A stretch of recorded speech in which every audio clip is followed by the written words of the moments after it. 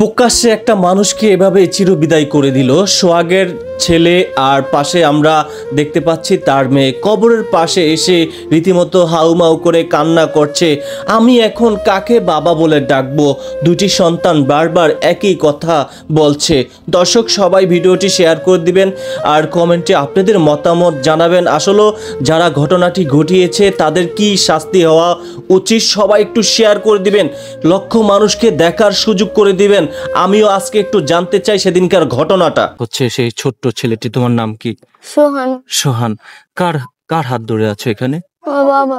তোমার বাবার খবর ছিল এটা? তোমার বাবাকে গতকালকে দাফন করা হয়েছিল? হ্যাঁ।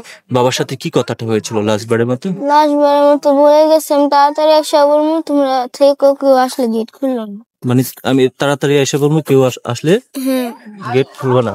হ্যাঁ। আচ্ছা আচ্ছা। দর্শক সবাই ভিডিওটি শেয়ার করে দিবেন। আমি রয়েছি আরিফ হায়দার আপনাদের সঙ্গে। আমরা একটু জানার চেষ্টা করব যে আসলে যে সেদিনকার কি ঘটনাটি ঘটেছিল। সেই বাচ্চা মানুষ ঠিকমতো বলতেও পারছে না। চলুন আমরা একটু সোহান, না তোমার নাম? সোহানের যে মা রয়েছে সেই মায়ের কাছ থেকে একটু জানার চেষ্টা করব।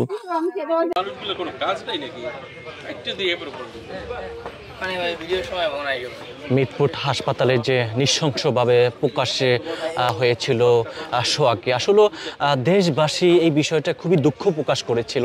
আজ আমরা বরগুনার যে এখানে শুয়ে আছে, আমরা সেখানে কিন্তু রয়েছি। সোহাগের যে বড় মেয়ে রয়েছে, আমরা বড় মেয়ের কাছ থেকে একটু ঘটনার বর্ণনা জানবো, আপনাদেরকে একটু জানাবো যে আসলে কেন সোহাগকে প্রকাশ করলো ইট নিক্ষেপ করে। আমরা সেটা আপনাদেরকে একটু জানাইতে চাই। আমরা একটু ক্যামেরা তাকে বলবো যে আসলে তোমার বাবার সাথে কি হয়েছিল বা তোমার সাথে লাস্টবারের মতো কি কথা হয়েছিল যদি বলতাম। আমার বাবা লাস্ট যখন বের হয়েছে, আমি আমার বাবা বলছি, বাবা যেও না, তুমি কোনো মানুষ নিয়ে যাও। তো আমার বাবা বলছে আমার কিচ্ছু হবে না, আমি আসতেছি। এই লাস্ট কথা হয়েছে, অন্য কোনো বাড়তি কথা হয় নাই। তখনই আমার বাবা হাসি দিয়ে বের হয়ে গেছে।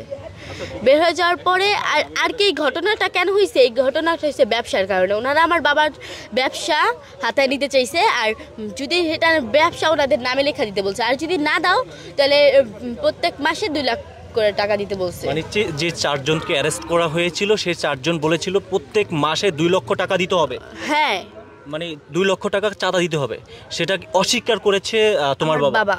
বলছে এই আমার কষ্টের টাকা আমি তোদের কেন দিব। মানে মূল বিষয়টা হচ্ছে প্রত্যেক মাসে 2 লক্ষ টাকা করে সোহাগের কাছে চাঁদা চেয়েছিল যে 4 জন প্রকাশ্যে হত্যা করেছিল, কিন্তু সোহাগ সেখান থেকে কথাটি নাকচ করেছে। তারপরে হচ্ছে গিয়া তাকে প্রকাশ্যে নির্মমভাবে এভাবে হলো, বিষয়টি খুবই দুঃখজনক। তারপরে কি হয়েছিল?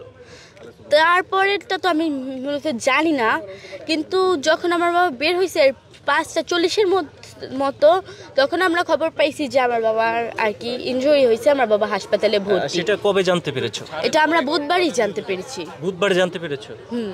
আচ্ছা।